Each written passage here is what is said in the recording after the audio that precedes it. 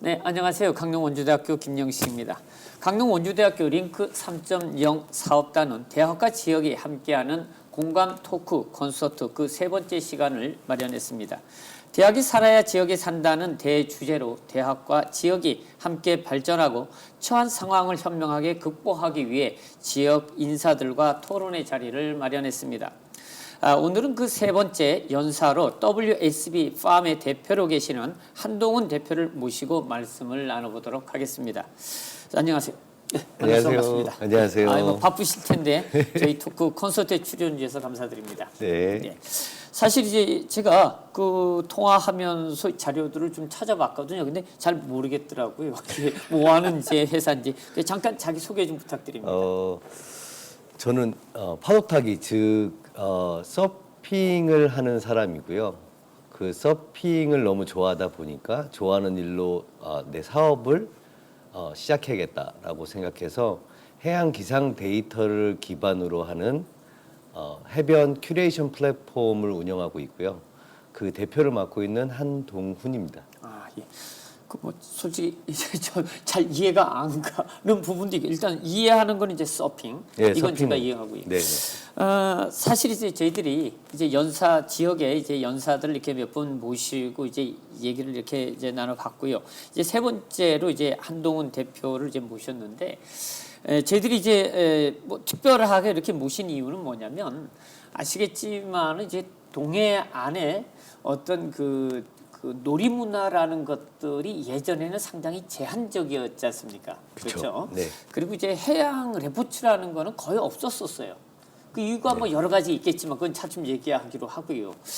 그래서 저희들이 이제 특이한 게 생각한 게 뭐냐면 해양 레포츠가 최근 2, 3년 사이에 사실 많이 발전했거든요. 네네. 네, 그랬을 때 과연 그러면 어느 분이 처음 동해안 지역에서 이 해양 레포츠를 시작했을까 하는 것에 대한 이제 궁금증도 가지고요. 또 하나 이제 해양 레포츠를 이제 관심을 갖다 보니까 주로 젊은 사람들이 많이 즐기는 놀이문화다 이렇게 이해를 했거든요. 예, 그래서 이제 오늘 모시고 지역의 경제 발전 그리고 앞으로 이제 학생들이 그리고 젊은 세대들이 좋아하는 것이니까 이 지역의 뭐 인구라든가 아니면 지역의 결정 뭐 일자리 창출 아니면 우리 학생들이 이제 좀 더 관심을 가질 수 있는 게 있을까? 아무래도 이게 젊은이들의 놀이 문화다 보니까 그래서 그런 얘기를 좀 나누려고 하거든요. 일단 제가 이제 궁금한 거 아마 제가 궁금하면 우리 학생들이나 뭐 일반 뭐 인들도 다 궁금해하지 않을까 하는 생각이 들거든요. 네. 서핑 언제부터 시작하셨죠? 제가 오래됐습니까?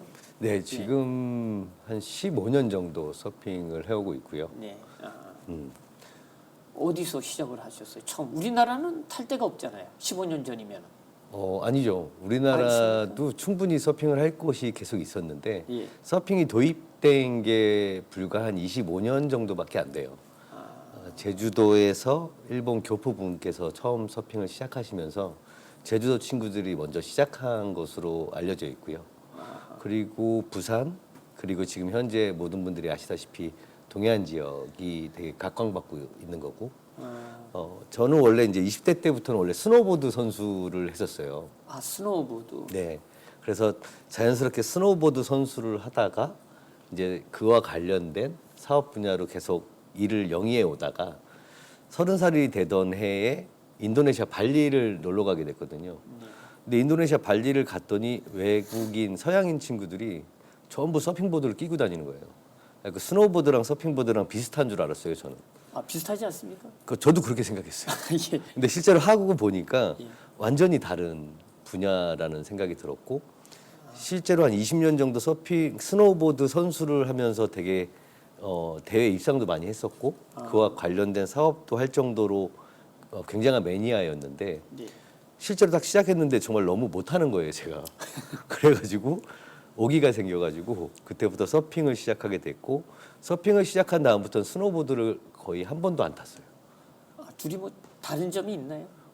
다른 점이 되게 많은데 예. 일반적인 잣대로서 뭐가 다른지를 명확하게 말씀드릴 수 있냐면 일단은 스노보드는 바인딩이라는 걸 통해서 발하고 스노보드하고 묶여져 있어요. 예. 근데 서핑보드는 떨어져 있거든요. 마치 그렇죠. 이제 스케이트보드랑 만약에 유사하다 그러면 스케이트보드랑 더 유사한 것 같아요. 그러니까 이거는 부츠가 없네요, 그죠? 부츠가 없죠. 아, 그러네요. 저기 이제 부츠가 있어야 타는 거니까 스노보드. 그렇죠. 부츠도 있어야 되고 바인딩도 있어야 있어야 되고 되고 또 데크도 있어야 되고. 고정시켜줘야 되니까. 그렇죠. 근데 뭐 그렇다 하더라도 타는 것은 좌우로 움직인거나 앞으로 가는거나 이런 것들은 파도 타기도 파도도 움직이잖아요. 그러니까 눈도 이렇게 움직이면서 타는 거니까 그건 뭐 이게 스노보드 잘 타시는 분들이 서핑도 잘 할 거라고 다 생각할 텐데. 네, 맞아요. 보통들 균형 다 잡기가 제일 힘들지 않나요? 맞아요. 그렇게 생각을 하시는데 네. 실제로 서핑이 이 재밌는 요소가 뭐냐면 네. 서핑을 보통 우리들이 영상이나 여러 가지 이런 그런 방송 매체를 통해서 소개를 될 때 그 보드 위에 서 있는 모습을 보게 되잖아요. 그렇죠. 근데 실제로는 서 있는 시간은 극히 적어요. 가령 예를 들자면 예. 2시간 정도를 내가 바다에 서핑보드를 들고 나가서 서핑을 한다라고 했을 때 실제로 파도 위에 서핑보드 위에 서 있는 시간은 약 한 2분도 안 될 것 같아요. 그러면 어디 있어요? 물 속에 있어요? 물 위에 떠 있는 거죠. 아, 물 위에 떠 있어요? 예, 그래서 아니 그렇게 오래요? 오래 하죠. 그러니까 그 효율성에선 사실 많이 떨어져요. 스노보드는 리프트를 타고 나를 올려주면 경사막의 힘을 그 내리막을 통해서 속도를 붙여서 타고 자연스럽게 내려오죠. 타고 내려오는 건데 서핑보드는 리프트가 없잖아요. 그렇죠. 그러다 보니까 제가 제 몸 상체를 이용해서 예. 그 탈 수 있는 지점까지 이 헤엄쳐서 가야 돼요. 아, 끌고 나가야 예. 되니까. 끌고 가운데로. 나가는데 한 30분 걸려요. 예. 끌고 나가서 또 좋은 경사면을 가진 파도를 만나는데 예. 또 몇 분에서 길게는 몇십 분 정도 기다려야 되거든요. 아, 나가서. 네. 그러니까 그런 부분들이 스노보드랑 가장 다른 부분이고 더 크게 다른 부분은 또 떨어져 있잖아요. 그러다 보니까 내가 쓰고 싶다고 쓰고 내가 방향을 마음대로 옮기기가 굉장히 어려워요.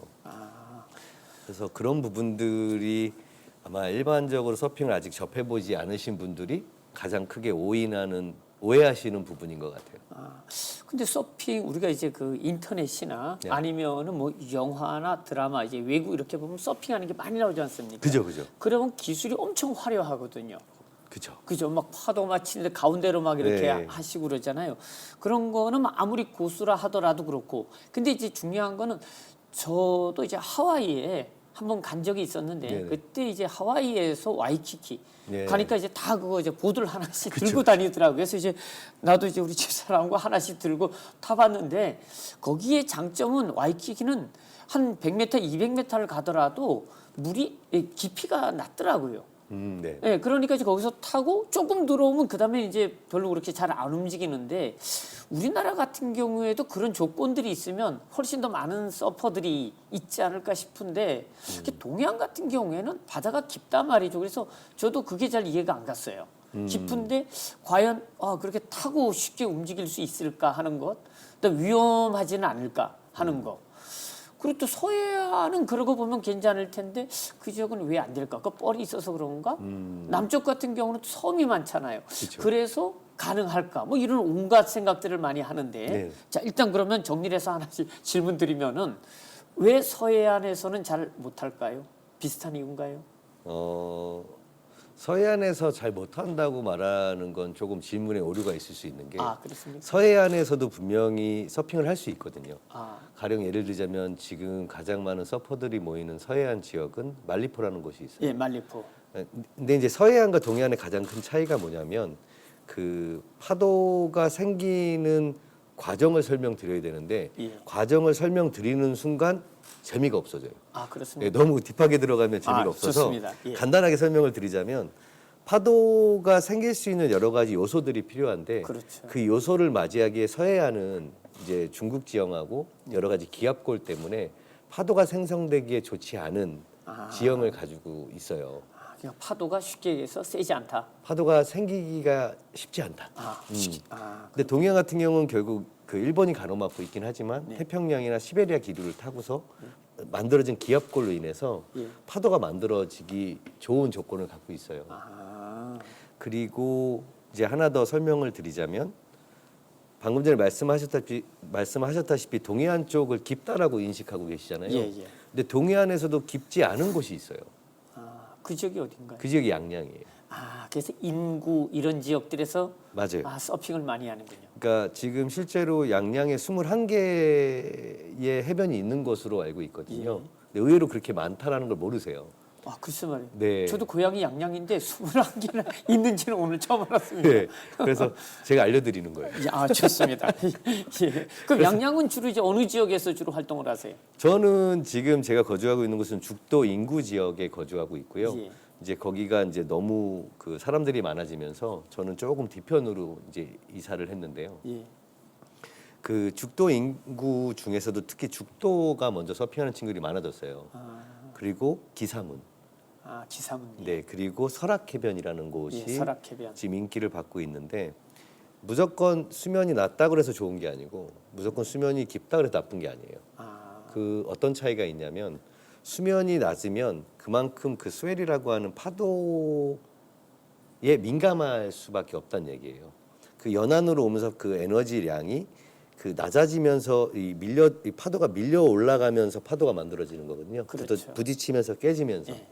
그렇기 때문에 작은 양의 파도가 있을 때는 수면이 낮은 곳이 아무래도 더 좋은 파도를 만들어낼 수 있고 예를 들면 인구 혹은 안목해변 혹은 물치해변 같은 곳은 깊어요. 깊은 곳은 그만큼의 더 큰 에너지가 왔을 때 좋은 파도를 만들거든요. 이해하시겠어요? 그러니까 제가 이해 못해도 아마 듣는 다른 분들은 이해하실 아니, 겁니다. 교수님이 이해 못하시면 제 그렇습니까? 설명이 잘못된 거예요. 아닙니다. 왜 그러냐면 사실 전공 분야가 서로 다르기 때문에 네네네. 예, 그러니까 어느 정도는 알겠지만 구체적으로 그게 맞다 아니다 저는 이제 그런 정도까지는 이게 상식적이긴 하지만 제가 좀 약해가지고 근데 더 나아가서 말씀드리면 네네. 우리나라를 그 서핑 파도 타기를 접해보지 않으신 분들한테 가장 많이 듣는 질문이 있어요. 예. 한국에 파도가 어디 있어? 파도. 파도가 없는데 무슨 서핑을 해? 라는 질문들이 더러 온라인상이나 주위 분들한테 듣게 되는데요. 예. 이제 초창기 얘기인데 실제로 파도는 대다수의 그 해안가가 특정한 지형적인 예외성을 제외하고서는 파도는 항상 있어요. 예. 근데 파도가 큰 때가 있고 네. 작은 날이 있는 거예요. 그러니까 세기가 그렇죠. 그리고 높이가 그러다 보니까 국내에서 예를 들면 수도권이나 서울에서 거주하시는 분들은 동해안에 무슨 파도가 있어라는 얘기를 대부분 하시거든요. 그건 이제 그 동해안을 몰라서 하시는 맞아요. 말씀 같아요. 예. 근데 실제로 동해안에 여름철에는 파도가 별로 없어요. 없습니까? 빈도수가 굉장히 낮습니다. 왜냐하면은 동해안 쪽은 가을철하고 특히 지금과 같은 겨울에 굉장히 좋은 파도를 만들어내요. 그러니까 그 퀄리티는 생각하시는 것보다 훨씬 더 크고 질 좋은 파도들이 들어오는 시기가 있거든요. 근데 왜 이제 수도권에 계신 분들이나 서울에 많은 분들이 동해안에 무슨 파도가 있어라는 질문이 나왔냐면 예. 보통 휴가철에 오시잖아요. 그죠. 여름에 많이 네. 오죠. 7월, 8월에는 파도가 없어요. 동해안은 원래. 그러네요. 그러니까 그 태풍이 오기 전이라 태풍이 지나가고 난 후에 되게 좋은 파도가 오는데 예. 또 그때는 태풍이 있다 그래서 안 오시잖아요. 그렇죠. 그러니까 파도를 볼 일이 없으신 거예요. 아니 근데 그거는 제가 좀 궁금한 게 일단은 하나 파도가 오기 전이나 오고 나서는 네. 그 위험하지 않나 하는 생각이 하나 들고요. 네. 일단 태풍이 왔다 간 거니까. 그리고 두 번째는 지금이 좋다고 하시면은 11월, 12월 이맘때인 것 같은데 그러면은 춥지 않나요? 춥죠. 그래서 이제 제가 그러면은 서프하시는 분들이 줄어들지 않나요? 줄어든다는 말도 맞고 예. 줄어들지 않는다는 말도 맞아요. 왜 그러냐면 그 저희가 웨수시라는 그 웨투수트라는 네, 수트. 그 서핑할 때 입는 전문 이 장비를 입거든요. 예.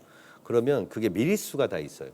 두께가. 네, 되게 얇은 것도 있고 되게 두꺼운 것도 있는데 그 계절에 맞춰서 두께를 조절해서 이제 착용을 하는 거예요. 그러면 실제로 이 피부가 맞닿는 얼굴이라든지 이 피할 수 없는 곳은 추워요.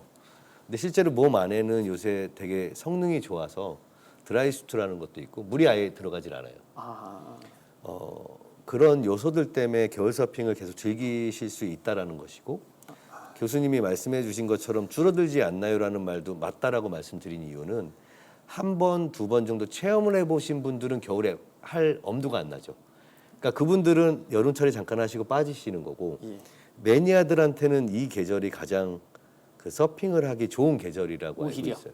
왜냐하면 매일 있거든요.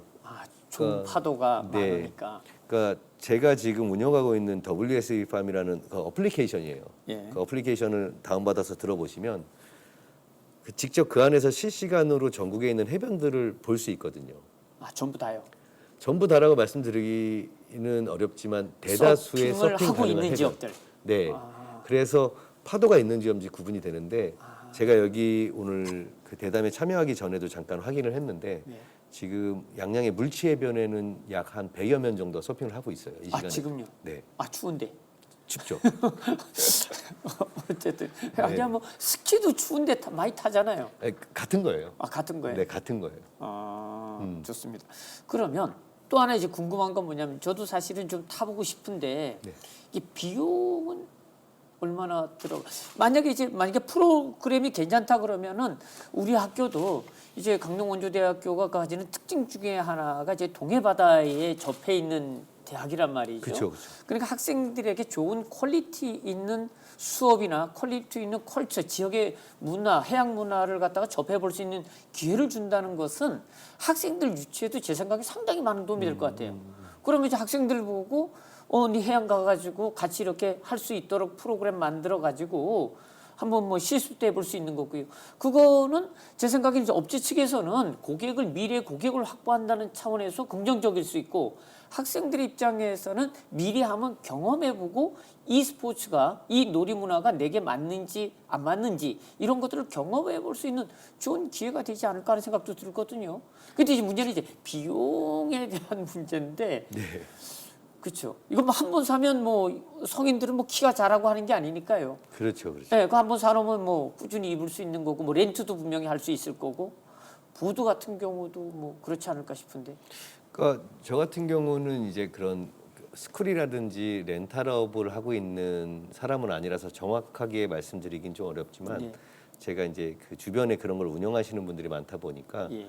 그 처음에 일단 저는 장비를 사는 것을 권하진 않아요. 장비. 예, 왜냐하면 장비라는 것이 사실 저가도 있지만 굉장히 또 고가도 있거든요. 그리고 자기한테 맞는지 안 맞는지를 체크하기 위해선 자기가 경험을 먼저 해봐야 돼요. 예. 그렇기 때문에 그 강릉에도 되게 많고 양양에도 많고 지금 전국적으로 해변마다 거의 서핑 스쿨은 한두 개씩은 꼭 있어요. 지역마다. 네, 그렇기 때문에 그런 곳에서 단체로 뭐 교수님이나 그걸 네. 행사를 운영하시는 분께서 미팅을 통해서 예. 그런 부분들에서 어떤 디스카운트나 이런 것도 받으실 수 있을 거라고 판단이 되고요. 네.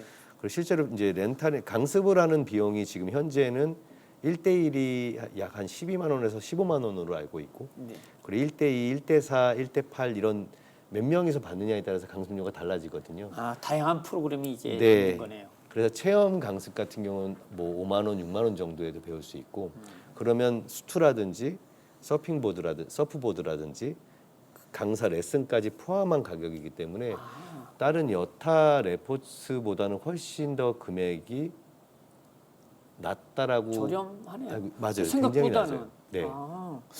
그럼 뭐 우리 학생들에게 한 번씩 충분히 경험해 볼 수 있는 뭐 이런 네. 프로그램이 됐으면 좋지 않을까 하는 생각이 드는데 사실 이제 일단은 그렇게 배워놓고 나면 그게 우리나라 대한민국 국민들의 특징 중에 하나가 이제 장비빨 아니겠습니까? 장비빨 중요하죠. 그 중요하죠. 그러니까 예를 들어서 무슨 뭐 MTB 산악용 자전거나 네네. 아니면 골프 등산 네. 일단 이제 장비부터 일단 사고 그래요. 시작을 하고 그다음에 한 두 달 지나면 안 하잖아요. 네네. 그래서 그런 게 이제 문제인데 중요한 건 이제 여기는 일단은 저렴한 레슨비가 그런 것들을 포함하고 있다라고 하면 뭐 제 생각에 뭐 충분히 네. 학생들에게도 권할 만한 이런 프로그램이 아닌가 하는 생각이 드는데 네. 지금 이제 서핑을 말씀하셨잖아요. 네. 요즘 이제 스킨스쿠버도 되게 유행하지 않습니까? 동해안에서?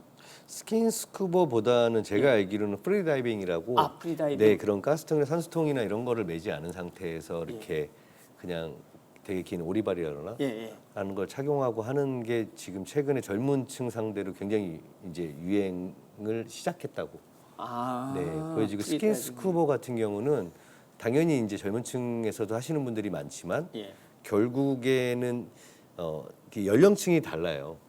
그러니까 해양 레포츠라고 하는 장르가 네. 사실 서핑이다, 스킨스쿠버다, 프리다이빙이다 이렇게 나누긴 좀 어렵고 네. 그 카테고리가 굉장히 많이 나눠지거든요. 아. 뭐 요트도 해양 레포츠 중에 하나인 거고, 그렇죠. 뭐 바다 낚시도 그렇게 볼 수 있는 거고, 네. 카이트 보딩도 마찬가지로 그렇게 볼 수 있는 거고, 뭐 스탠드업 패들 보드라는 것도 그 장르 중에 하나고. 근데 여기서 지금 유행을 선도한다라는 건 결국은 어떤 항목이든지 전부 다 선도를 했었던 부분들이에요. 근데 지금 현재 저희들이 봤을 때 파도 타기라고 하는 이 서핑이라는 장르가 방송 매체나 예. 실제로 동해안에 갔을 때 많이들 떠 있기도 하고 실제로 하고 있는 사람들이 많기 때문에 지금은 이 부분도 이 서핑이 선도하고 있다라고 보여질 것 같아요. 근데 이게 지금 서핑, 지금 스킨스쿠버, 그다음에 프리다이빙. 제가 지금 저는 여기서 동해안에서 이제 20살까지 살았고요. 그리고 이제 유학 갔다가 또 외국 갔다가 다시 이제 강릉으로 와가지고 이제 20년을 지금 살고 있거든요. 제 기억에 동해안에서 사실 서핑, 스킨스쿠버, 프리다이빙, 뭐 요트 이런 것들이 유행된 지가 얼마 되지 않았어요. 제 기억으로는. 네. 예, 그런데 이제 저는 이제 경제학자니까 경제학자 입장에서 보면은 이제 어떤 이해를 하냐면요. 그러니까 1인당 GDP가 $10,000일 때, $20,000일 때, $30,000일 때, $40,000일 때 사람들의 놀이 문화가 달라집니다. 그렇죠. 네. 놀이 문화가 달라집니다. 그런데 이제 우리나라가 $30,000를 넘어가게 되면서 해양 레포츠가 엄청나게 뛰기 시작했어요. 네. 물론 이제 소수는 뭐 그전에도 특정한 이제 부류에 의해서 시작은 됐지만은 사실 지금 이제 말씀하시는 것처럼 다수의 사람들이 즐길 수 있는 이제 놀이 문화 이걸 이제 얘기하자 그러면은 네, 대중화에 대한 그렇죠. 네, 대중화됐다. 그러면은 그게 한 $30,000 이상이 넘어가면서 사실은 이런 해양 레포츠가 뜨기 시작했다 하는 네. 거거든요. 그러니까 이제 그거는 어떻게 얘기하면 비용이 어느 정도 들어가고 또 그 정도 비용은 내가 충분히 지불할 수 있다. 뭐 이런 조건들이 됐을 때 이제 유행하는 거거든요. 네. 그렇게 보면은 이제 동해안 지역 같은 경우에 가장 이제 젊은이들이 선호하는 이제 해양 레포츠가 지금 서핑이 아닌가 하거든요. 네, 그렇게 저도 보시는 그렇게 거죠. 생각하고 있어요. 그리고 동해안에서 뭐 아니면 우리나라 전체에서 제일 활성화되고 있는 지역이 양양 지역이다라고 이렇게 얘기를 하잖아요. 그것도 네, 맞습니까? 네. 그러면 이제 이 젊은 사람들이 주로 많이 하는 것도 지금 서핑이잖아요. 아닙니까? 이 어르신들도 많이 옵니까? 서핑하러? 네, 어르신들도 많이 와요. 많이 옵니까? 네. 어떤 분들이 오실까요? 설마 뭐 70, 80이 넘은 분들은 아니겠죠? 70 초반까지 좀 봤어요. 그러세요? 네, 네. 그러니까 아까 이전에 말씀해 예. 주셨다시피 그 하와이의 와이키키 가보시면 예. 노부부들도 많이 하잖아요. 그렇죠. 네, 그러니까 마찬가지로 이 서핑이 가진 특성이 그러니까 젊은 층이라고 생각하지만 사실 저희가 갖고 있는 이 데이터를 보면은 예.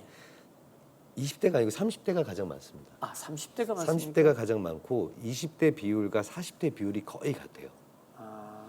이 말은 뭐냐면 그 이미지적으로는 사실 20대들이 더 많이 할 것 같지만 네. 실제적인 통계를 보면 30대가 가장 높고 비율적으로 그리고 40대와 20대가 거의 비슷합니다. 그래? 그러면 혹시 뭐 이게 남성, 여성으로 보면은 어때? 남성이 맞나요? 여성이 맞나요? 당연히 남성이 맞습니다. 남성이 맞습니까? 네, 그거는 스노보드 약 20년 전에 스노보드 마켓이 굉장히 대유행을 탈 때도 마찬가지지만 스노보드, 서핑, 스케이트보드 등과 같은 익스트림 스포츠라고 일컫는 종류들은 대부분 남성들 비율이 더 높아요. 이게 좀 격렬한 스포츠에 들어가나요? 네, 그렇게 보시면 될 것 같은데 여기서 재밌는 게 뭐냐면 전 세계에서 여성 비율이 가장 많은 게 한국이에요. 그렇습니까? 네, 스노보드도 그렇고 서핑도 그렇고 여성 비율이 보통 7대 3 정도거든요, 우리나라가. 근데 굉장히 여성 비율이 높은 거예요. 그럼 다른 나라는 다른 나라는 평균치가 13%에서 17% 정도로 알고 있어요. 여성이. 그럼 뭐 1, 2%밖에 안 되는 거네요. 그러니까 10%에서 20% 정도 사이인데 실제로 그 100명이 탄다 했을 때 70명 한국과 같은 경우는 70명이 남성이고 30명이 여성인 거고 해외 통계치의 기준점을 보면 10명이나 20명이 여성이 10명이나 20명 정도. 왜 그렇게 한국 여성들이 그러면 뭐 서핑이나 스노보드를 많이 할까요? 뭐 특별한 이유가 있는 건 아니겠죠. 그 특별한 이유를 찾긴 사실 힘든데, 네. 그러니까 좀 접하기가 좀 더 용이하지 않을까라는 생각이 들어요. 아, 그렇습니다. 가령 예를 들자면 뭐 우리나라가 지금 되게 보편적으로 자유롭다고 저는 생각하거든요. 네. 그러니까 제가 약 20년 정도 계속 여행을 다니면서 살아왔는데 그 중에 제가 오래 거주했었던 인도네시아의 경우를 보면 그 이슬람이고 힌두고 종교가 좀 다르잖아요. 네, 그렇죠. 그러다 보니까 여성들이 어떤 노출을 하는 거에서 굉장히 부담스럽죠. 네 그렇기 때문에 그런 곳은 여성의 비율이 현저히 적고요. 아, 거의 뭐 불가능하죠. 네 그래서 뭐 한 3% 내지는 5%. 아, 그래도 하는 사람이 있습니까? 있습니다. 아, 거기서도 물론 종교가 여러 가지 나눠져 있기 때문에. 아, 그러니까 이슬람은 아니지만은 다른 네. 종교 가신 분들은 네. 이제 여성들이 할 수 있고. 그리고 뭐 유럽도 비율이 높은 편이고요. 아, 유럽. 그리고 미국도 마찬가지로 여성 비율이 좀 높은 편에 속하고. 그러니까 전체적인 평균치가 낮다는 이유는 그렇게 여성들에 대한 제재가 있는 나라의 경우 통계치가 같이 합쳐진 것 같아요. 그런데 요즘 이렇게 보면 어느 정도 이해는 할 수 있습니다. 왜 그러냐면 예를 들어서 이제 골프 같은 경우에도 네네네. 뭐 LPGA의 랭킹을 보면 한국 선수들이 되게 많잖아요. 그렇죠, 그렇죠. 네, 그런 것들을 보면 또 뭐 배구나 이런 거 하면 뭐 전 세계적으로 한국이 또 랭킹 안에 들고 하는 걸 보면은 상당히 이 익스트림 스포츠에 한국 여성들이 좀 강자다 이렇게 볼 수 있는데 네. 사실 이제 뭐 서핑이라든가 뭐 이런 것들도 막 그런 주에 포함되지 않을까 하는 생각이 드는데 그러면 혹시 제가 잘 몰라가지고 그러는데 이 서핑은 대회 같은 게 있지 않나요? 되게 많죠. 많죠. 네. 그러니까 이런 거를 유치하면은 뭐 지역 경제 활성화나 뭐 이런 거에 도움이 안 될까요? 제 개인적인 소견으로는 당연히 된다라고 보는데 예. 어떤 방식으로 그게 표출하느냐가 굉장히 다른 것 같아요. 가령 예를 들자면 민간의 주체성을 띠느냐 아니면 공공기관의 주체성을 띠느냐의 차이인데 예를 좀 더 심도 있게 들자면 서핑대의 핵심은 뭐냐면 파도가 있는 날 할 수밖에 없는 거예요. 그래서 해외 사례 같은 경우는 짧게는 뭐 3일 정도, 길게는 한 달 정도의 대회 기간을 갖고 축제처럼 이루어지거든요. 그 말은 뭐냐면 그 기간 동안에 제가 지금 운영하고 있는 이런 그러니까 해변에 특화된 기상 관측 데이터를 보고 좋은 날 대회를 유치하는 거예요. 무슨 말씀인지 이해하시겠어요? 예. 근데 우리나라 같은 경우는 예를 들면 양양만 하더라도 올해는 되게 특이하게 그 양양 서핑 협회 친구들이 굉장히 노력을 해가지고 예. 파도가 있는 날 대회를 하게 만들었어요. 했습니까? 네, 올해 4번 각 지구마다의 예선전을 치러서 네. 이제 결승전을 최근에 마쳤는데요. 네. 그 전까지는 어떻게 이루어졌었냐면 공공기관 예를 들면 이제 강릉시면 강릉시, 양양군이면 양양군에서 지자체에서 그 보조금을 준단 말이에요, 협회에. 그러다 보니까 그 군의원님들도 오셔야 되고 군수님도 오셔야 되고 뭐 강릉 같은 경우 강릉시장님도 오셔야 되고 이제 그렇게 일정을 맞추다 보니까 파도가 없는 날 서핑 대회를 하는 경우가 되게 많았어요. 그러면 서핑 대회인데 닭싸움을 해요. 그리고 줄다리기 하고 뭐 패들로 빨리 찍고 오기 뭐 이런 것들을 하는데 지금 그런 흐름들이 많이 바뀌어가면서 지역 경제라고 좀 광범위적으로 말씀드리긴 그렇지만 분명히 그 지역의 브랜딩을 하는 데 일조를 하고 있다라고 생각이 듭니다. 아니 사실 양양 하면은 서핑 뭐 이렇게 서핑의 일본지로 지금 뭐 대한민국 전체가 알고 있잖아요. 강릉하면 뭐 커피 일본지 이것처럼. 그죠. 송이에서 서핑을 넘어갔죠. 그럼요. 그러니까 송이는 안 나는 해가 또 많잖아요. 또 적게 나거나 또 비싸거나. 그래서 저도 뭐 고향이 양양이긴 하지만은 요즘 뭐 송이 먹으려면 비싸서 못 먹거든요. 근데 서핑은 지금 말씀하신 대로 잘 홍보하면 관광객들을 모으는데 상당히 일조를 하지 않을까. 또 뭐 지역도 아시겠지만 이제 뭐 지역 소멸이니 또 특히 양양 같은 경우에는 또 인구가 계속 줄어들고 있거든요. 네네. 그래서 뭐 다른 옆에 있는 지역 자치단체와 통합을 해야 되느니 뭐 이러고 있거든요. 네. 그런 입장에서 본다 그러면은 서핑을 위한 어떤 이런 시스템이나 이런 것들을 통해서 인구를 늘릴 수 있다는 것은 엄청난 장점인 거죠. 전 뭐 어마어마한 노다지 같은 거라고 생각을 해요. 그러니까 네. 그러면은 자치단체장이 그 스케줄에 맞춰야 되는 거지 자치단체장 스케줄에 따라 가지고 경기가 열리는 거는 저는 옳지 않습니다. 그러니까 동계올림픽이나 하계올림픽이 열릴 때 거기 뭐 시장, 군수, 도지사 스케줄 맞춰 가지고 그런 게임 안 하거든요. 정해놓고 네. 시간 내서 오는 거죠. 왜냐하면 지역 발전을 위한 건데. 그거는 좀 나중에 네, 좀 그거는 이제 예, 추후에 다시. 도움이 좀 되리라 하는 생각은 들고요. 그래서 제가 생각하기에는 이제 지역 발전에 서핑이 상당한 영향을 미치고 있다. 그래서 양양도 젊은 사람들이 많이 늘었어요. 인구가. 네, 맞아요. 예, 그런 것들을 보면은 앞으로 발전 가능성이 상당히 높지 않을까 하는 생각도 들거든요. 그래서 이것을 좀 구체적으로 사업화할 수 있는 방안들 뭐 이런 것들은 없나요? 지금 이제 하고 계시니까 그런 쪽으로.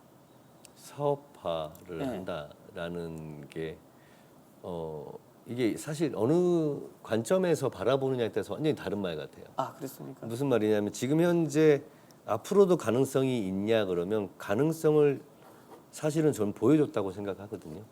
그러니까 제가 처음 시작했던 약 한 14년, 15년 전에 비해서는 지금 기하급수적으로 그 인원수가 늘었어요.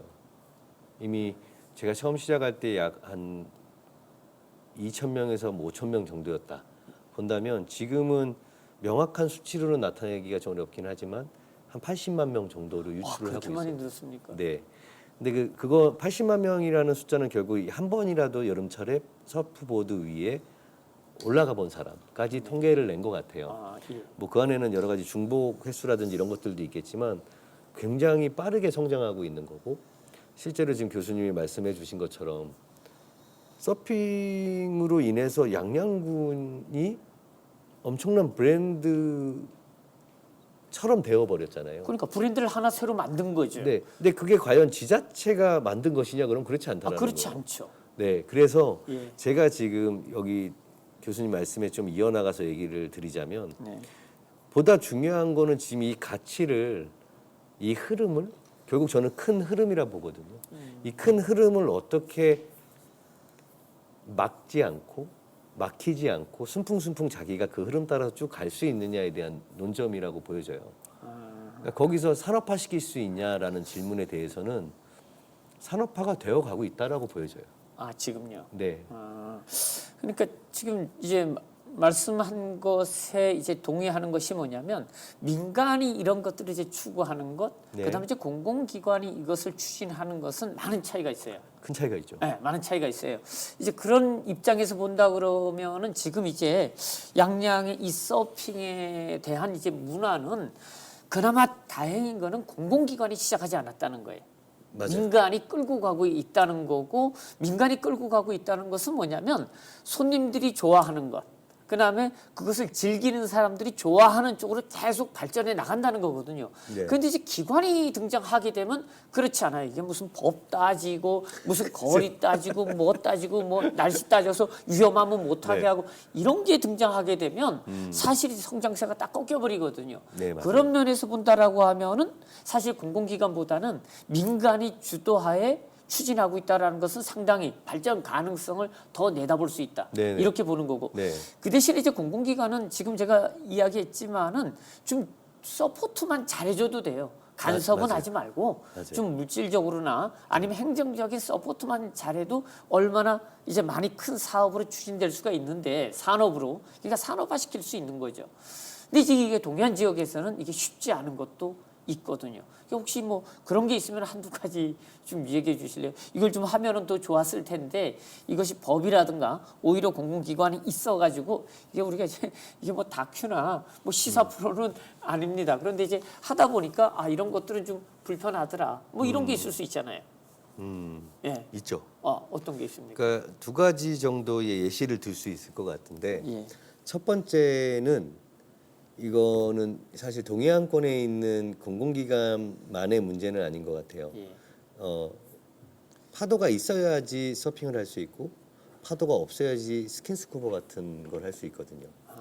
근데 여기에는 마찬가지로 그 제재가 가해져요.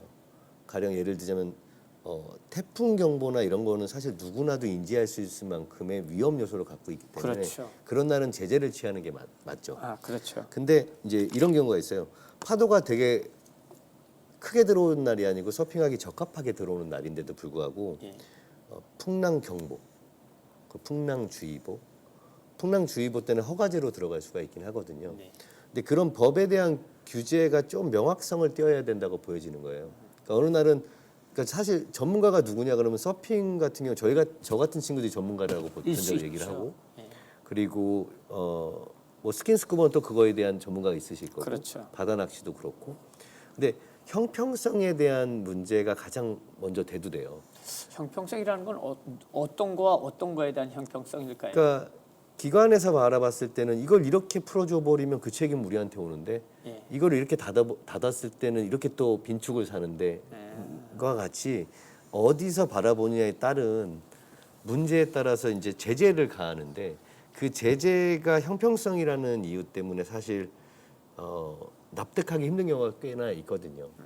아마도 제 생각에는 이제 공공기관이 그런 것들을 하는 이유는 딱 하나예요. 안전사고 문제. 맞아요. 예, 이제 그것 때문에 이제 통제를 강화하는 건데 만약에 인명사고가 났을 때의 책임의 소재가 이게 불명확할 수 있잖아요.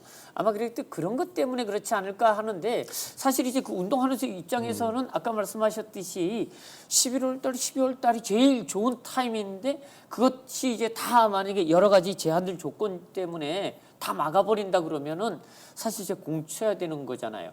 근데 그렇지만 맞아요. 않으면 근데 지금 말씀해 주신 거가 명확하게 맞아요. 그걸 이제 해양경찰청이나 이런 곳에 문의도 하기도 하고 저는 그게 무작정 나쁘다고 생각은 들지 않아요. 다만 전문가의 소견을 참고해야 된다는 의견을 갖고 있는 거예요. 예를 들면 지금의 이 파도의 성질과 상태가 전문가들의 견해로 봤을 때 과연 굉장히 위험한 것이냐. 근데 실제로 인명사고의 통계치를 보시면 파도가 큰 날 일어나는 것도 있지만 실제로는 파도가 크지 않은 날 일어나는 인명사고가 더 많아요. 아 그렇습니까? 네.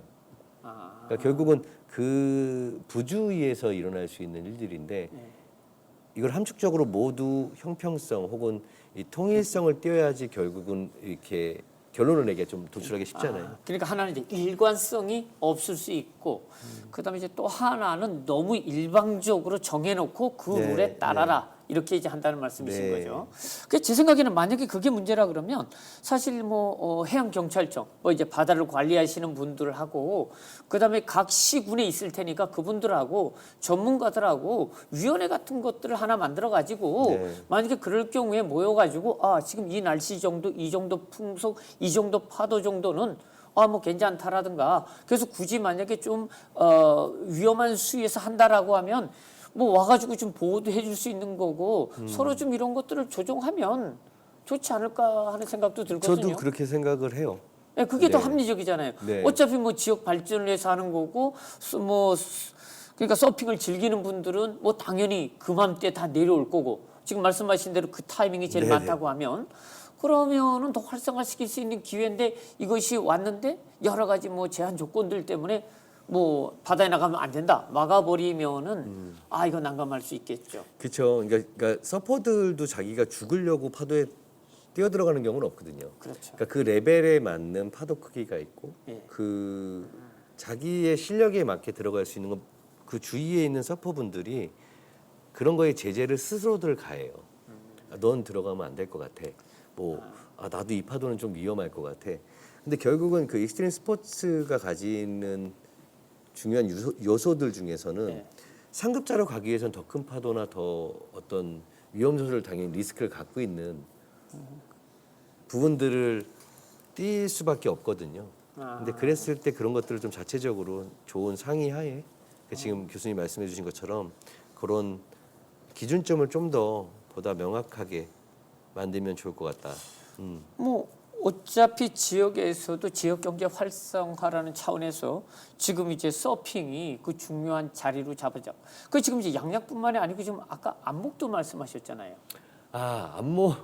네. 안목이 저한테는 되게 가장 큰 기억에 남는 좀 사례인데요.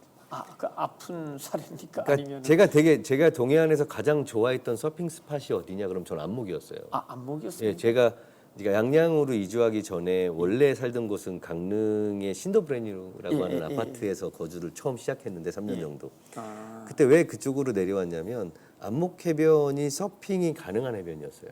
아 그렇습니까? 그러니까 동해안 일대를 총 털어서 예. 큰 파도가 오는 날 가장 질 좋은 파도를 만들어내는 곳이 안목해변이었어요. 아, 그러니까 그 강릉에 지금 계신 지가 한 20년 정도 되신다니까 못 보셨다 그러면 좀 신기하긴 한데 거의 파도가 좋은 날은 거의 안목해변에서 서핑을 했었거든요. 아, 좀 너무 세가지고 파도가 넘쳐가지고 뭐 거의 이제 모래 사장이 없어지고 뭐 이런 것들은 많이 들어도 그쪽에서 서핑을 한 거는 제가 잘 못 본 것 같아요. 아니요, 거기서 서핑을 하는 그렇습니까? 친구들이 한 10여 명 정도 있었고, 아, 그래? 네, 그땐 초창기니까. 아, 예. 근데 제가 이제 양양에 이주한 이유가 몇 가지인데 그 중에 또 가장 큰 이유가 그 양양에 지금 테트라포트가 가로로 이렇게 설치가 돼 있어요. 있죠. 근데 그게 원래 없었거든요. 아, 없었습니까? 네, 그게 있었던 지역 그 지점이 예. 서핑을 할 때 파도와 나의 속력을 맞춰서 일어서서 딱 테이크오프라고 보통 저희들이 얘기를 하는데 예. 해서 타고 막 옆으로 치고 나가는 그 지점에 이렇게 박혀 있어요. 아, 근데 그때 이제 아마 몇몇 친구들이 막 강릉시에 얘기도 하고 했던 것 같은데 예. 이제 모래 유실을 막기 위함이다라는 당연히 예.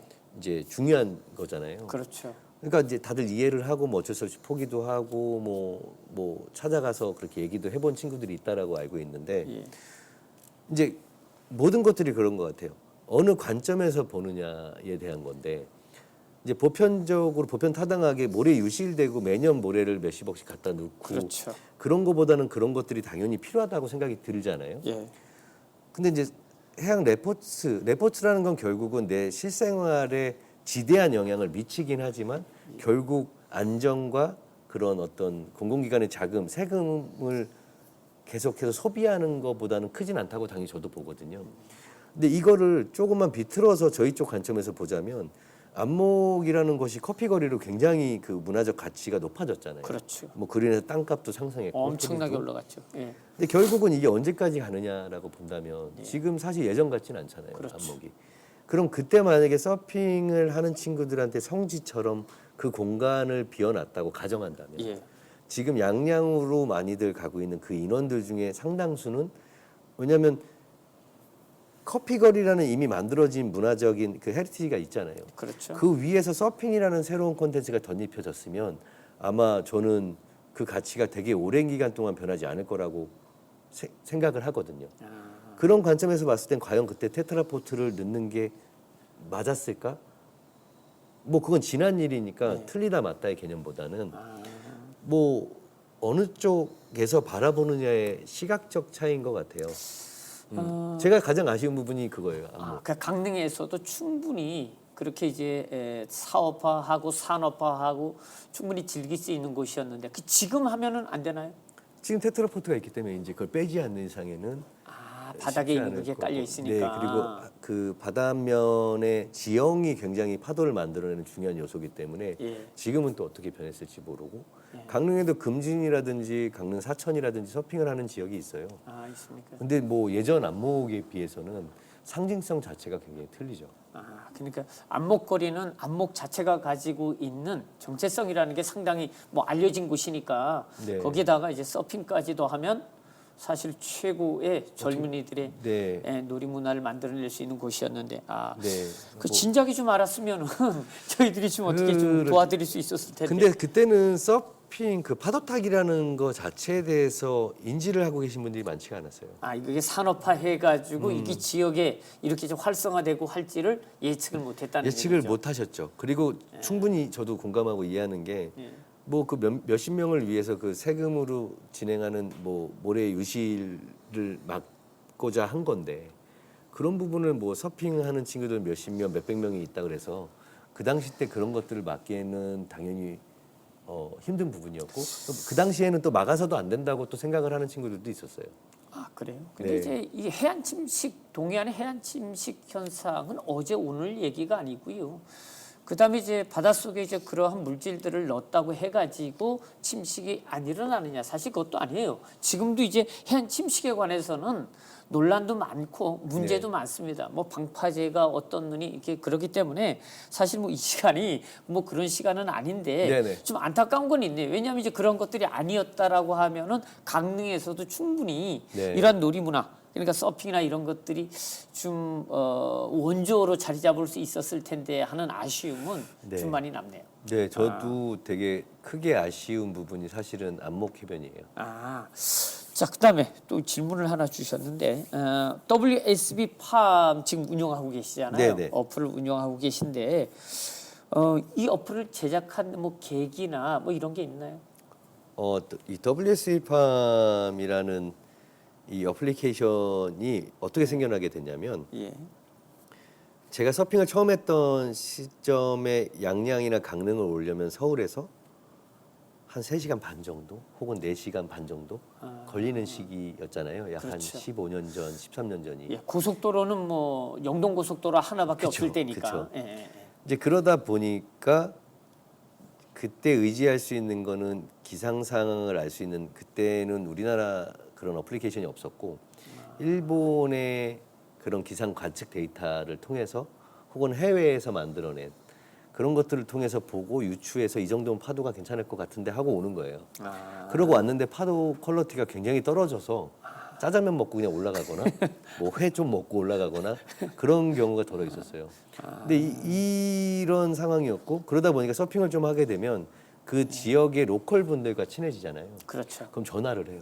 지금 파도가 어때? 아, 그러니까 그렇게 굉장히 아날로그적인 시기였어요. 그러네요. 그리고 제가 이제 해외를 여행하던 중에 그 CCTV를 여러 곳을 모아서 웹사이트를 만들어 놓고 운영하는 곳이 미국, 호주, 일본에 있었어요. 그렇죠. 그래서 그걸 보면서 야, 이 단순한 걸 왜 우리는 바보처럼 맨날 차를 갖고 가갖고 그걸 하고 있었나. 아, 그러니까 어플에다가 그 지역에 있는 CCTV만 연결시켜 놔도 네. 그 지역의 파도 상황이나 날씨를 명확하게 알 수 있는 직접 라이브를 볼 수 있는데. 그렇죠, 그렇죠. 아, 근데 그게 확대가 되고 그 당시 때 이제 해외 사이트들이 쓰는 게 320p였거든요. 네.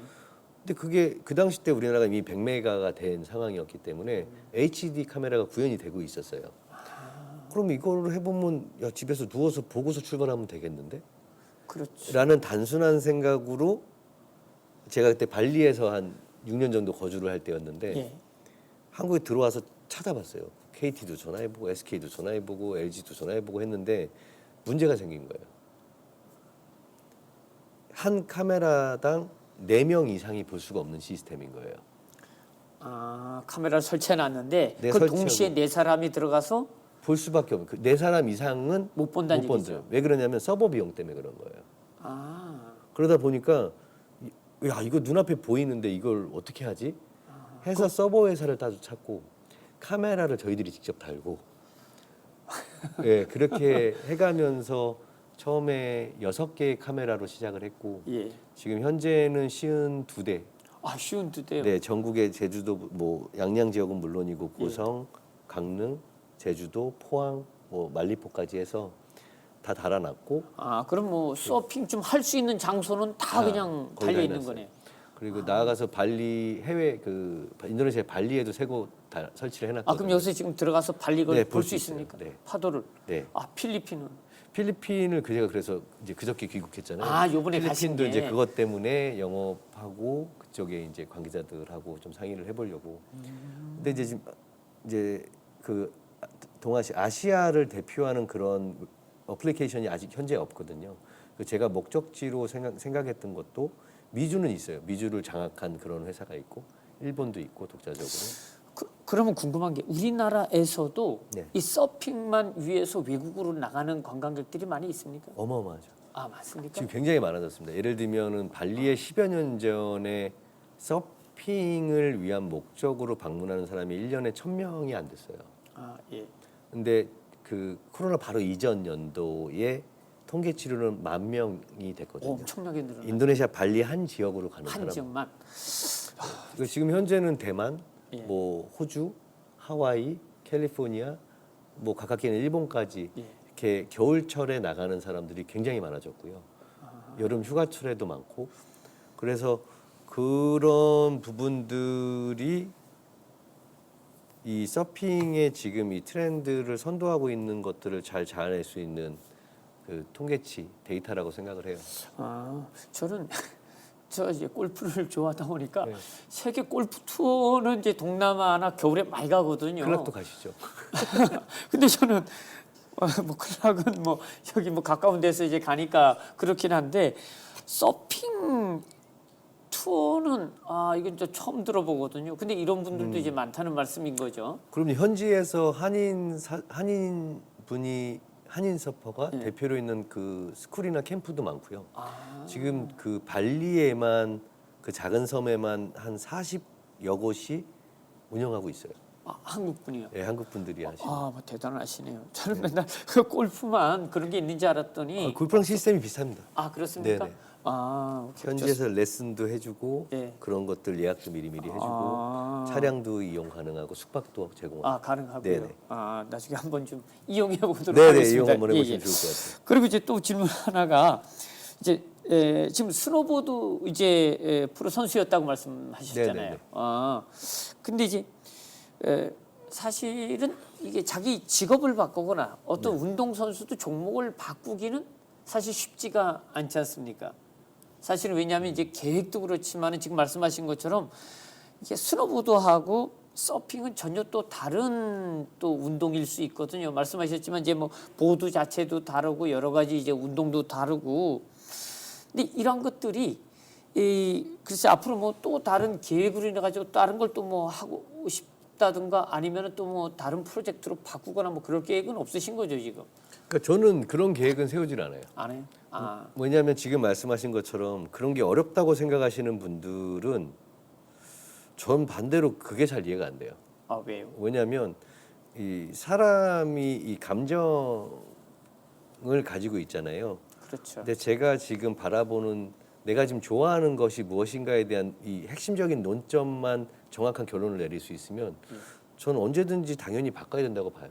제가 그 초등학교 5학년 때부터 그 스케이트보드를 탔거든요. 스케이트보드. 스케이트보드 타다가 스노보드를 이제 어느 위에 형을 통해서 배우게 됐는데 너무 재밌어서 스노보드를 타게 됐고 그렇게 계속 오랜 시간을 보내오다가 또 음악을 한 적도 있고 음악. 네 그러다가 서핑을 또 하게 되기도 하고 저는 이력이 좀 특이한 게 일찍 사업을 시작했고 약 한 7가지 정도의 유형의 사업을 했었어요. 근데 저는 그게 되게 신기해요. 왜냐하면 내가 정말로 지금 좋아하는 게 무엇인지를 알면 내가 지금 무엇으로 바꾸는 데 있어서 힘든 거는 이해는 할 수 있어요. 뭐냐면 내가 이만큼 이런 경력이나 여러 가지를 쌓아놨는데 그렇죠. 새로운 걸 리스크를 안고서 처음부터 시작한다는 해야 되느냐? 거잖아요. 그렇죠. 근데 이게 큰 범위에서의 생각을 좀 더 깊이 있게 해보면 사실은 우리는 삶에서 같은 걸 하고 있는 거예요. 그러니까 저 같은 경우에 예를 들자면 좋아하는 것을 좋아한다고 인지하고 좋아하는 걸로 사업화시켜서 그 좋아하는 일을 계속 해나가고 싶다라는 기본적인 명제가 있잖아요. 그렇죠. 근데 그것만 지킨 거예요. 그러니까 제가 하면서 이걸로 바깥하고 이걸 하면서 이걸로 바깥하고라고 보여지는 이유는 이 제 본질적인 요소는 보지 않고 겉에 테두리만 본 거예요. 근데 제가 뭐 서핑을 하면 어떻고 제가 윷놀이를 하면 어떻고 제가 골프를 치면 어때요? 제가 좋아하는 거를 하는 게 제 삶에서의 가장 중요한 요소라고 본다면 그러니까 한동훈 대표님은 그러니까 변화하는 것에 대한 두려움은 없는 거네요. 새로운 것들에 대한 도전 이런 걸 좋아하시는 것 같네요. 그러니까 저는 도전이라는 단어를 별로 안 좋아해요. 안 좋아합니까? 그냥 하는 겁니까? 그냥 하는 거예요. 그러니까 도전이라는 그런 어떤 프레임을 내가 씌우는 순간 도전이 되는 거예요. 그리고 리스크라고 내가 안고 간다라고 생각했을 때 그 리스크는 그냥 리스크인 거예요. 그냥 하는 거예요. 좋습니다. 이상한가요? 아니 제가 왜 이런 질문을 드리냐면요. 이제 학생들에게 이제 지금 이제 졸업도 해야 되고 취직을 해야 되지 않습니까? 그럼 이제 학생들에게 제가 이런 얘기를 하거든요. 직업을 선택할 때는 좋아하는 것보다 내가 잘하는 것을 선택해라. 네네네. 이런 얘기를 하거든요. 네네. 왜 그러냐면 나는 그걸 좋아하지만은 잘하는 사람과 내가 비교했을 때는 내가 떨어질 수 있어요. 그럼요. 네, 그러니까 내가 잘하는 것은 다른 사람들이 좋아하는 것과 비교했을 때 내가 우위에 설 수 있다는 거죠. 잡을 선택할 때는 내가 잘하는 것을 선택을 하고 좋아하는 것은 취미로 가져가라. 이렇게 얘기를 하거든요. 네네네. 이제 그런 면에서 본다고 하면은 사실 일리는 있어 보이는데 잘하는 것이 어디까지 잘하냐는 또 이런 또 제한적인 또 이런 게 있을 수 있고요. 좋아하는 것은 사실 우리가 쉽게 포기가 안 되잖아요. 네. 그건 영원히 내가 좋아할 수 있는 거니까. 그래서 그런 것들을 생각하면 내가 애들에게 학생들에게 좀 다른 것을 좀 잘못 얘기하고 있는 게 아닌가 하는 생각도 들거든요. 물론 이제 잘하는 것을 하는 게 본인을 위해서는 제일 좋겠죠. 그렇죠? 뭐 좋아하는 것 하면 더 좋겠지만 좋아하는 것은 잘하는 애들하고 비교했을 때 좀 불안한 게 좀 있거든요. 근데 지금 이제 우리 한 대표님 같은 경우에는 일단은 제가 보기에는 이게 새로운 것에 대한 도전, 학생들이 이런 것들은 좀 가져봐도 나쁘지 않을까 하는 생각이 들거든요. 그러니까 방금 전에 대표님이 교수님이 말씀해 주신 걸로는 저랑은 완전 반대 성향이에요. 그렇습니까? 왜냐하면 보편적으로 많이들 얘기를 하시는 요소예요. 지금 말씀해 주신 게 잘하는 것을 업으로 삼고 좋아하는 것을 취미로 삼아라. 근데 저는 그렇죠. 이 말도 굉장히 공감을 해요. 공감을 하지만 저는 반대말을 보통 하거든요. 그런 연유가 뭐냐면 교수님은 교수님의 삶에서 어떠세요? 후회 만족도를 보신다면 몇 퍼센트 정도라고 보세요? 저는 이걸 직업으로 따진다고 하면 저는 하늘이 내게 준 최고의 직업이다 이런 생각을 하고요. 제 개인적으로는 꿈이 두 가지였습니다. 하나는 외교관, 하나는 선생님이었어요. 네네네. 그 누님도 이제 선생님이고 아버님도 이제 그렇기 때문에 저는 뭐 제가 지금 가고 있는 직업, 그다음에 제가 하는 일에 대해서 저는 100% 만족합니다. 저는. 그래서 저는 뭐 후회 이런 건 없습니다. 저는 어떠냐면요. 예. 전 제 삶에 대해서 100% 만족을 해요. 삶에 대해서. 그러니까 직업적인 거에 대해서 만족을 100% 하냐 그러면 그것까지는 잘 모르겠어요. 그래요? 저는 삶은 좀 고민해 봐야 될 것 같아요. 제 네. 입장에서는. 그러니까 저는 반대예요. 저는 제 삶은 반대입니까? 너무 100% 만족해요. 왜냐하면 저는 무언가 되고 싶은 적이 없었어요. 그렇습니까? 그게 무슨 말씀이냐면 이거는 좀 풀어서 제 동생들이나 친구들한테도 얘기를 많이 하는 건데 네. 저는 바닷가에 살고 싶었고요. 바닷가에. 그리고 파도가 있으면 항상 파도를 타고 싶었고 제가 좋아하는 게 지금 파도 타기잖아요. 그렇죠. 그러니까 파도 타기를 제 업으로 삼고서 좋아하는 걸로 사업을 하고 싶었고 지금 그 삶을 영위하고 있잖아요. 그렇죠. 저한테 성공한 사업가냐 그러면 모르겠어요. 왜냐하면 성공한 사업가라는 거의 기준점도 어떤 사람은 명예일 수도 있고 어떤 사람은 뭐 물질적인 걸 수도 있고 돈일 수도 있고. 예. 근데 사업이라는 건 결국 이윤을 창출하는 그 가치를 만들어내는 것을 기업이라고 보통 얘기를 하잖아요. 그렇죠. 그런 면에서 봤을 때 저는 제 같이 일하는 친구들의 월급을 뭐 얼마나 넉넉hin지는 모르겠지만 예.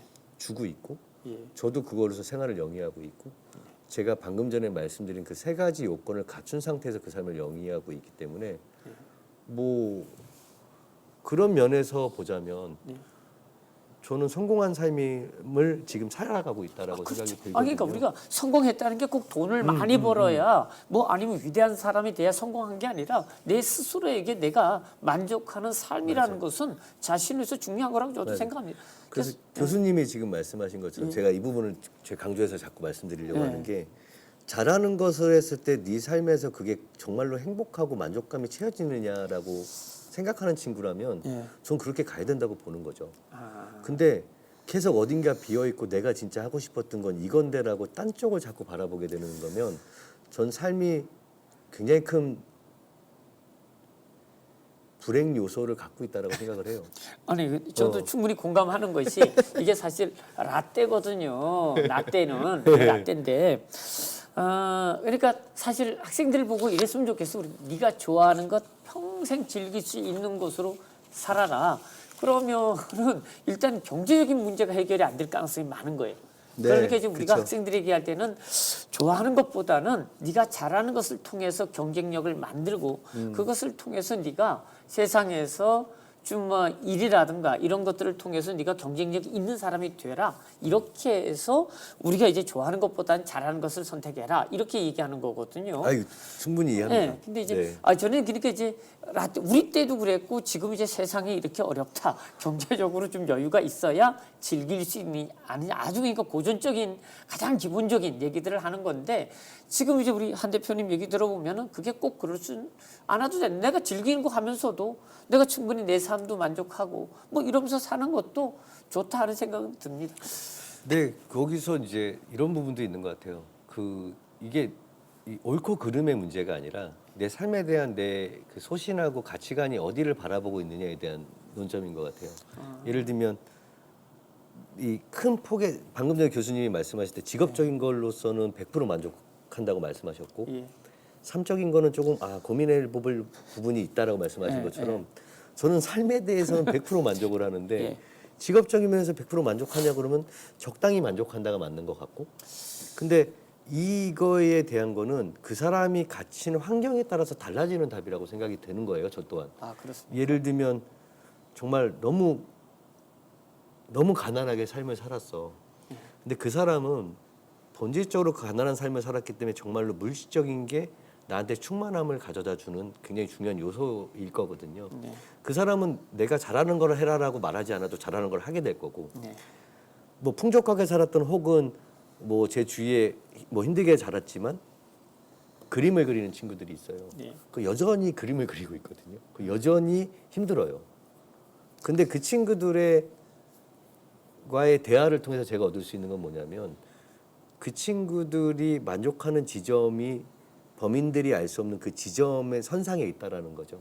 그런 것처럼 이 학생들을 떠나서 우리가 20대를 이제 시작하는 친구들의 경우에도 이게 왜 어렵냐면 뭘 좋아하는지 모르기 때문에 어려운 거예요.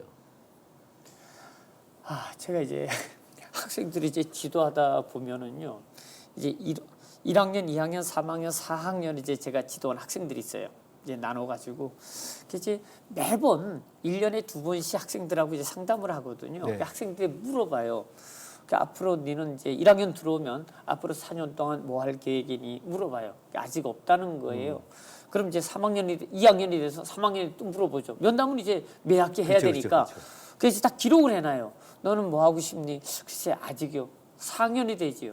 아직 유예요. 그러니까 자기가 내가 뭘 하겠다라는 목적, 목표 의식이 분명한 애들은 그걸 찾아가요. 하나씩 만들어 간다 그러죠. 맞아요. 내가 저기를 가야 되는데 예를 들어서 은행에 취업하고 싶다. 그러면 은행에 들어가기 위해서는 뭔가 조건들이 있어요. 그냥 들어가는 게 아니라 그쵸. 뭐 영어 시험도 봐야 되고 그다음에 이제 거기 자격증도 금융 관련 자격증도 이런 걸 이제 준비해 가거든요. 그러면 4학년 때 이제 거기 이제 지원을 하게 되고 또 뭐 한 번 더 재수해서라도 이제 들어가고 이런 게 되는데 제일 이제 그 깝깝한 게 뭐냐면 그게 없는 학생들이에요. 대다수가 그렇죠. 네, 대다수가 그랬을 때 이게 참 난감할 때가 많아요. 네. 뭔가 좀 도와주고 싶은데 그래서 이제 간혹 졸업하고 나서 이제 갑자기 이제 이렇게 관리하는 측면은 아니고 이제 친한 학생들한테 전화를 해요. 졸업한 학생들에게 요즘 뭐 하니? 그러면 시험 준비하고 있다 그래요. 아니 대학 4년 동안에 안 하고 있던 거를 졸업을 하고 나서 준비를 하는 거예요. 내가 그렇게 4년 동안을 물어봤는데 그때는 뭐 아무것도 없는데 이제 그렇게 열심히 하느냐. 아예 학교 다닐 때 열심히 했으면 지금 좋은 직장을 이런 아쉬움들이 되게 많아요. 학생들에게. 그래서 지금 이제 제가 이제 뭐 이렇게 묻고 싶은 얘기는 이러한 것들이죠. 이 젊은이들이 지금 말씀하신 것처럼 그렇게 아무것도 없어도 잘 살 수 있다. 그리고 삶의 만족을 느끼면서 살 수 있다. 뭐 이렇게 갈 수 있으면 지금 저도 그렇게 지도 안 하죠. 그렇잖아요. 근데 이제 과연 그게 가능한가 하는 거예요. 그러니까 제가 이 자리를 사실 초대받아서 오면서 예. 고민했던 지점을 지금 교수님께서 말씀해 주시는 거예요. 예. 그러니까 저는 대학을 중퇴를 했거든요. 그래서 대학을 다니다 중퇴를 했고 예. 3학년 2학기 때 그것도 그만뒀어요. 근데 왜 그만뒀냐를 보면 내가 가고자 하고 저는 그런 것들이 명확한 편이거든요. 근데 직업적으로 뭐가 되고 싶다고 생각한 적은 한 번도 없어요. 그러니까 내가 어떤 삶을 영위하고 싶으냐. 그러니까 결국 핵심적으로 다시 숨을 들이마시듯이 들이마셔서 깊은 곳까지 가서 생각을 해보면 내가 어떤 사람이고 내가 어떤 곳으로 가고 싶어하는 사람인지에 대한 인지가 가장 중요하다고 보거든요.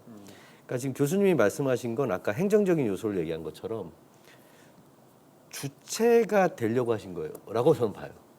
그러니까 이렇게 말하면 교수님이 뭐 기분 불쾌하실 수도 있어요. 아니, 근데 뭐, 네. 저는 가능하면은 오늘 이 자리에 오면서 내 생각을 고스란히 비틀지 않고 내비칠 수 있는 게 예의라고 생각을 했고, 아니, 뭐, 그건 맞습니다. 교수님한테든 이걸 보시는 친구들한테도 마찬가지인데 아니 뭐 당연하죠. 그 책임과 의무인 것 같아요. 그러니까 이게 정말 보편적인 얘기인데 대학 4년 동안 네가 찾았냐 안 찾았냐는 중요한 요소가 아니에요, 저한테는. 아 그래요? 네, 왜냐하면 빨리 올 수도 있고 늦게 올 수도 있거든요. 네. 그러니까 30이 돼서 찾을 수도 있고 40이 돼서 찾을 수도 있고 10살 때부터 찾아서 그걸 가는 애들도 있거든요. 못 찾으면 어떡해요? 나이가 50이 됐는데도 못 찾. 저는 못 찾아도 된다고 봐요. 아 그렇습니까? 왜냐하면 그 사람이 못 찾은 이유는 너무 다양하기 때문에 제가 하나로 단적으로 예를 드리긴 어렵지만 그것 또한 전 그들의 삶이라고 생각을 하는 편이기 때문에 대학을 나왔다고 그러면 예를 들면 우리가 이제 한국의 대학들을 사례로 삼고 싶진 않고 네. 뭐 대부분 사람들이 다 알고 있는 뭐 버클리 음대 같은데 네. 뭐 하버드 같은데 네. 그런 곳을 나와서 불황자로 산다고 가정을 어떤 사람이 네. 가정을 했을 때 그 사람의 삶은 불행한 것인가요? 라고 명제를 던지면 누구도 답변할 수 없다고 봐요. 저는. 왜냐하면 그가 가지는 분명히 그 생각들이 있을 거거든요. 네. 그리고 그가 50이 되고 60이 돼서도 그걸 못 찾는다 그러면 네.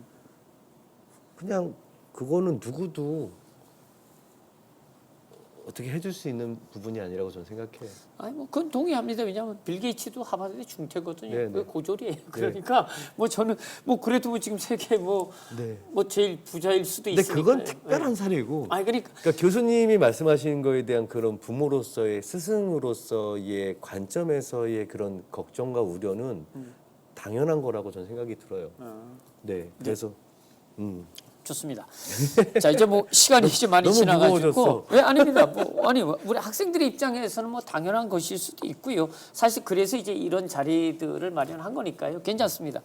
그리고 이제 사실 이제 젊은이들이 이제 모여든다는 것 그거 하나로도 지금 이제 많은 사람들이 기관 공공기관이나 이제 대학에 있는 이제 교수님들 이렇게 만나면 그런 얘기 가끔 하거든요. 네. 상당히 재미있다. 왜냐하면 이것을 만들려고 그러면 만들어지겠냐는 얘기예요. 근데 스스로 찾아오잖아요. 네. 그 중요한 게 뭐냐면 올 때 이것을 좀 잘 엮어가지고 그러니까 이제 구슬도 엮어야 우리가 보배가 된다 그러잖아요. 보석이 된다 그러잖아요. 그러니까 좋은 보석들을 좀 잘 엮어서 지역에 좀 이렇게 녹아들게 하고 그게 이제 크게는 지역 발전에도 도움이 되고 지역의 인구 늘리는 데도 도움이 되고 또 젊은 사람들이 이제 많아지게 되면 여러 가지 또 비즈니스들이 내어날 수 있는 거고 또 그럼 이제 젊은 사람들이 자기가 좋아하는 것들이니까 지역을 떠나지 않고 지금 이 지역에 남을 수도 있거든요. 영동 지역의 가장 큰 문제는 뭐냐면 고령화예요. 젊은 사람들이 없다는 거예요. 애 우는 소리를 들어본 지가 다들 오래됐다고 얘기를 하거든요. 일자리가 없으니까 대학만 졸업하면 다 떠나가요. 네. 이런 것들을 바라보면서 우리 지역에도 이런 게 있으면 좋겠다. 라고 생각을 했는데 그래서 지금 이제 이 해양 레포츠를 통해서 젊은이들이 모여드니까 우리 생각에는 이거를 좀 어떻게 지역에 잘 녹아들게 하고 그래서 젊은 사람들이 여기 스테이하고 이것을 산업화시킬 수 있는 방법이 없겠는가 하는 거예요. 혹시 그런 쪽에 좀 의견이나 아이디어가 있으신지요? 그러니까 이건 단락적인 아이디어를 말씀드리기엔 사실 되게 어려운 문제라고 전 보여지고요. 그렇습니까? 첫 번째로 전 대학이 바뀌어야 된다고 봐요. 대학이요? 네.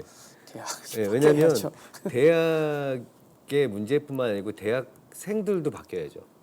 그러니까 의식이. 세고가 의식. 그러니까 대학교가 가지는 브랜드와 시스템이 바뀌어야 되고 대학생들이 갖고 있는 의식이 바뀌어야 된다고 보는 거예요. 근데 이거는 내가 바꿔줄 수 있냐 그럴 수가 없죠. 네. 공공기관이나 국가에서 바꿔줄 수 있냐 그럼 그럴 수가 없는 거예요. 네. 교수님이 바꿔줄 수 못 바꾸는 거예요. 그렇죠. 근데 이게 해결되지 않고는 여기에 뭐 예를 들면 네이버나 뭐 카카오 같은 그런 큰 플랫폼들이 들어와서 예. 뭐 제주도처럼 유치시켜서 결국은 떠나갔지만 예. 그러니까 저는 그런 요소에 대한 논점은 아니라고 보고요. 네.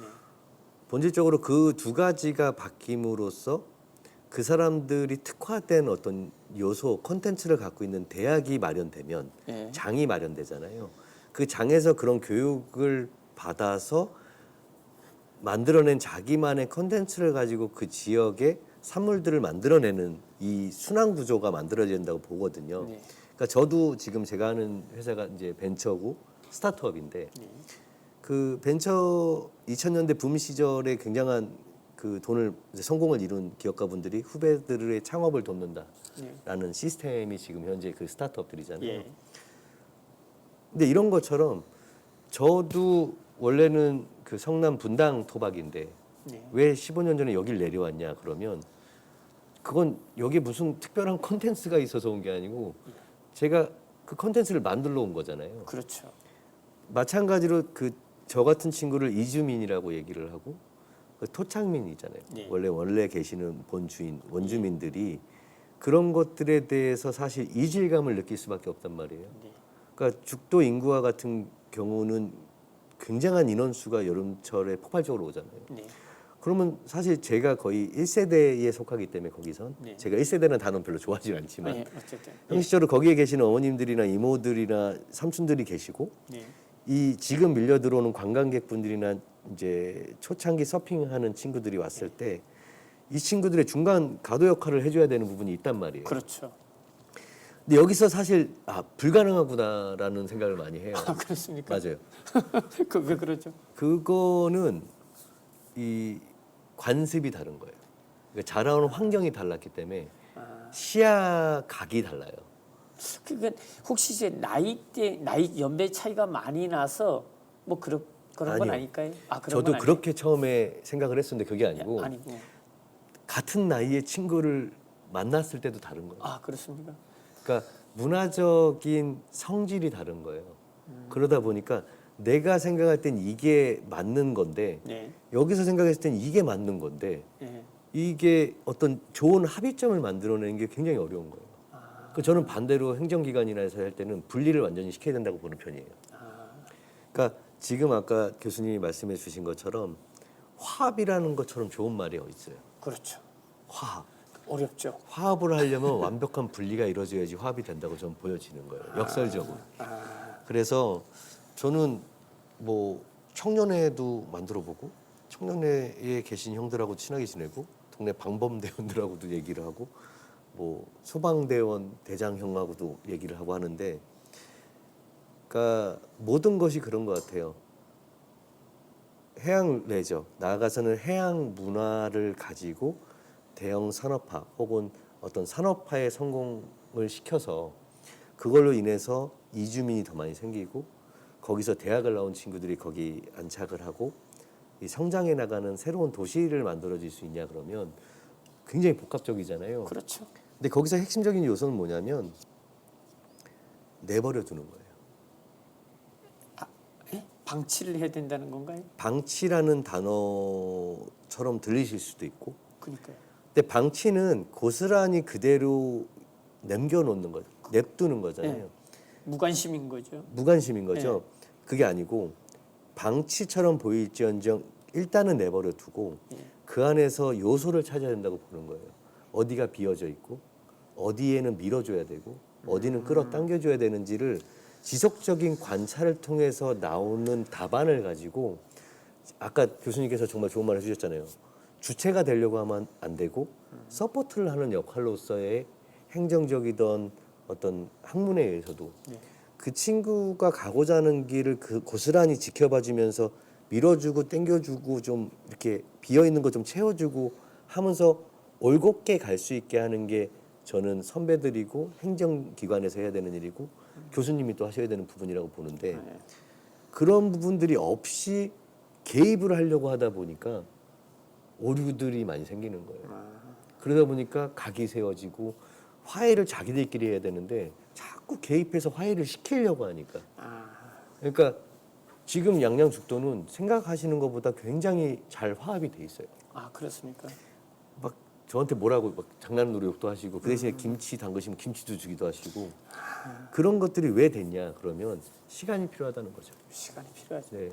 그러니까 이제 인간관계가 좀 어느 정도 정리가 되면 상대방을 이해하는데 많은 도움이 돼요. 그럼요. 네. 근데 이제 정서가 이제 서로 조금씩 맞춰가는 거니까 뭐 수도권에 살다 여기 왔으면 여기 정서를 알겠습니까? 또 여기 맞아요. 살다가 맞아요. 서울 사람 많은데 정서를 알겠습니까? 그럼 당연히 노땡큐 할 가능성이 많은데 그쵸. 조금씩 맞춰가는 것들은 상당히 중요한 것 같아요. 예, 저는 야. 매우 중요한 부분이라고 생각을 해요. 그래서 교수님이 아까 그 이제 지문을 제가 들었을 때 이런 해양 레포츠로서 산업화가 돼서 어떤 윤택한 어떤 일자리가 만들어지고 그 일자리를 통해서 이 선행되어져야 되는 것들이 잘 만들어질 것이냐에 대한 거였는데 그렇죠. 일단은 지켜봐야 된다. 아직은. 네, 왜냐하면 의외로 2주에서 뭐 가깝게 보면은 서핑을 하는 시간이 24시간 중에 2시간에서 많게는 3, 4시간밖에 안 돼요. 아, 그거밖에 안 됩니까? 체력적으로 너무 힘들기 때문에 아, 오랜 시간 할 수가 없어요. 그러니까 레포츠적인 관점으로 다가갔을 때 산업화시키기는 굉장히 어려운 부분이 있다. 다만 문화적인 측면에서 바라봤을 때는 뭐 여러 가지 F&B 사업도 있을 수 있고 예. 나가서 교육 사업이 될 수도 있고 관광지를 탐방하는 그런 것들도 가능할 수 있고 새로운 어떤 여행의 소비 습관, 그러니까 지금 카페라든지 예. 뭐게 작은 또 소규모 요새는 또 대형 카페를 좋아하는 분들도 계시지만 네. 작은 로컬라이징된 그런 카페들 좋아하는 분들도 많잖아요. 많죠. 네. 그러니까 그런 부분들이 왜 생겨나고 있고 왜 점점 더 생겨나고 지들끼리 경쟁을 하느냐. 저는 이게 굉장히 중요한 요소라고 보거든요. 강릉 또한 저희 양양 그 죽도 인구 지역 혹은 나가서 뭐 여러 지역들조차도 예. 경쟁을 해요. 아, 그 안에서 경쟁을 합니다. 그렇습니까? 왜냐면 뭐 브런치 가게가 만들어졌는데 옆에 브런치 가게 또 생겨. 그건 더 좋은 퀄리티를 내려고 각자들 노력을 하잖아요. 그럼 좋은 거 아니겠어요? 좋은 거죠. 그러니까요. 그러니까 거기에는 그 어떤 거에 어떤 개입도 필요치 않다. 그렇죠. 강릉 또한 제가 살 때랑 비교하면 지금 정말 맛있고 멋있고 새롭고 하는 곳들이 굉장히 많이 생겨났는데 네. 아직도 부족하다고 얘기를 하잖아요. 그렇죠. 그러니까 이제 변화를 한다는 것 사실 이게 쉽지 않아요. 그러니까 나이가 들수록 변화에 대한 두려움이 큰 거거든요. 그래서 네. 사실 제가 아까 말씀드린 게 이제 한 대표님 같은 경우에는 연배가 어느 정도 이제 있으시지만 저는 아직 젊죠. 아주 좋습니다. 좋습니다. 아니에요. 저도 젊다고 생각합니다. 그렇지 항상 않다고 20대 생각합니다. 저는. 근데 하여간 이런 어떤 변화에 대한 두려움이 나이가 들수록 점점 심화돼요. 그게 점점 네. 보수화돼 간다는 걸 제가 이제 이해를 할 정도니까요. 네. 그렇다고 보면 이제 우리 학생들에게 젊은이들에게 좀 어떤 새로운 모험까지 가기에는 너무 리스크가 크고 변화를 받아들일 수 있는 그런 준비들은 상당히 중요하다 하는 거로 이제 인식을 시켜주는 게 좋지 않을까 하는 생각이 들고요. 이제 시간이 많이 가가지고 제가 네. 이제 마지막으로 하나 좀 질문 드리고 싶은 것은 어떤 거냐면요. 지금 이제 영동 지역에서 지금 이제 저쪽 말씀하셨듯이 고성에서부터 쭉 해가지고 동해안 해변에 삼척까지 지금 쭉 갖고 계시잖아요. 뭐 아니면 이제 뭐 이렇게 본인이 운영하시는 데도 있고 또 혹은 뭐 지인들이 운영하는 데가 또 이제 서핑 타운이라든가 이런 게 쭉 있을 텐데 많죠. 네. 이런 것들을 좀 연결시켜 가지고 좀 산업화 시키거나 이건 뭐 사업화 시키거나 활성화 시킬 수 있는 이런 대안이나 방법이 없을까요? 저는 그럴 필요가 없다라고 없어요. 생각해요. 그냥 알아서 차별성 가지고 아이덴티 가지고 그냥 각자 알아서 살아가는 거다. 그러니까 그렇게 연결고리를 짓기보다는 저는 비워내고 분리해야 된다고 보는 편이에요. 오히려. 예, 왜 그러냐면 그 이제 대표적으로 지금 아시다시피 호주의 골드코스트라든지 예. 인도네시아 발리의 짱구라는 지역이라든지 예. 아까 말씀하신 것처럼 하와이의 그 어떤 지역 말씀하셨죠. 와이키키. 와이키키도 마찬가지로 결국은 해변이 있고 그냥 바닷가가 있는 거예요. 그렇죠. 그러니까 저희가 우리나라가 삼면이 바다이고 남부 쪽에는 또 섬들도 많잖아요. 그렇죠. 근데 핵심 가치가 뭐냐면 저는 각각의 해변이 갖는 고유한 특성을 개발해야 된다고 보는 편이에요. 네. 그러니까 양양의 어느 해변이 서핑으로 떴대 우르르 서핑으로 하는 게 아니라 예. 강릉의 안목은 지금 커피거리잖아요. 예. 그럼 커피거리 플러스 하나가 더 있어야겠죠. 이제 결국은 이제 결합시키고 복합적으로 해서 하나의 단일 브랜드화 시키는 거고 핵심적인 가치가 특별함이 아니라 예. 저는 고유성이라고 보거든요. 아, 그러니까 이 해변가도 똑같고 저 해변가도 똑같고 이 해변가도 다 똑같으면 예. 어느 해변을 가도 똑같다는 얘기가 되잖아요. 그렇죠. 그러니까 연결고리를 짓기보다는 완벽한 분리를 통해서 각 해변마다 의 고유성을 가지는 특화된 콘텐츠로서의 발전을 시키고 그렇게 작은 미비하지만 작은 해변들이 하나의 단위로 묶였을 때 어느 시에 속해 있다, 어느 군에 속해 있다잖아요. 그게 저는 고유성을 나아가선 브랜드 가치의 실현이 된다고 보는 편이거든요. 그래서 대부분의 이제 행정기관들의 가끔 간담회를 참여를 초대받아서 하게 되면 예. 그런 어떻게 해야지 연결성 혹은 나아가서는 어떤 이런 단일화돼서 뭔가 이거 가치를 더 높일 수 있는 걸 생각을 하시는데 저는 항상 반대 얘기를 해서 뭐 그래요. 저도 좀 그런데 저는 최대한 분리시켜서 각자 놀이를 시켜야 되고 각자의 특성을 잘 살려서 고유성이 구현돼서 그게 하나의 커다란 힘 있는 브랜드 가치를 만들어내는 게 급선무라고 보아요. 네. 그러니까 그렇게 저는 생각을 하는 편입니다. 아니 저는 뭐 동의를 하는데 네. 이제 저도 그렇게 생각합니다. 그러니까 네네네. 뭐 해변이 가지고 있는 각각 자기만의 특색이 있는 거 보니까 그것을 이제 극대화시켜서 살아가는 것은 좋은데 네. 제가 이해하는 것은 뭐냐면 이제 산업화나 기업화를 위해서는 그 사이즈가 좀 작다는 거죠.